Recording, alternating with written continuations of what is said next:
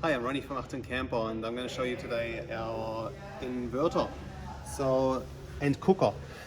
So the remote for the inverter is fitted here.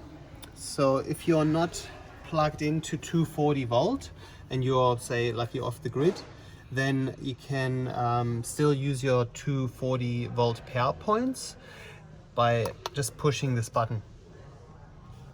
So you got the power points. There's one on this side and there's one in the cabinetry in here,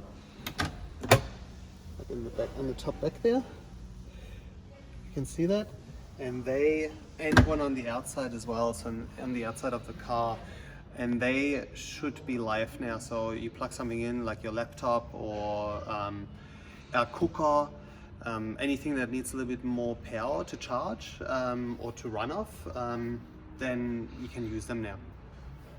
Make sure that when you're finished using your appliances that you push the button again, because just by running the inverter, it still uses a lot of power from your battery. So if you're finished using it, just push that button and then it will be off again. Is there anything else? I don't think so. So our cooker that lives in here it's the induction cooktop. It's that one with the heat shelter.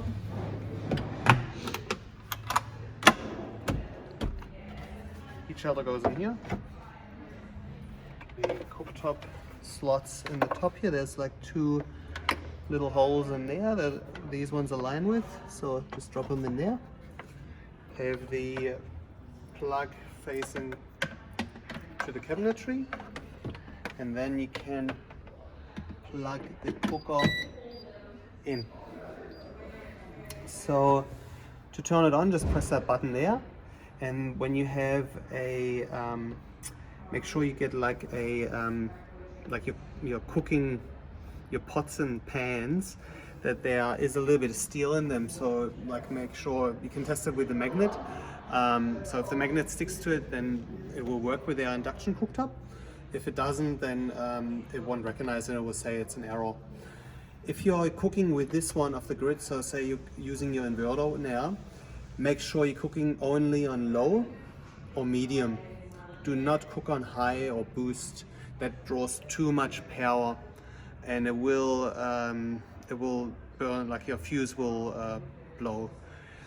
So to change that, when you cook, when your pan is on here or your pot, you can change this by pressing the plus button, and it will change from low to medium. But really be aware that you don't cook on high or boost, because it will blow your fuse. And then, yeah, you can turn it off again.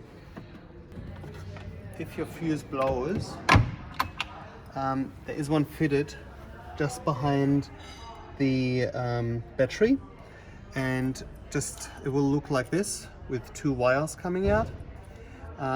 So your induction cooker won't work anymore.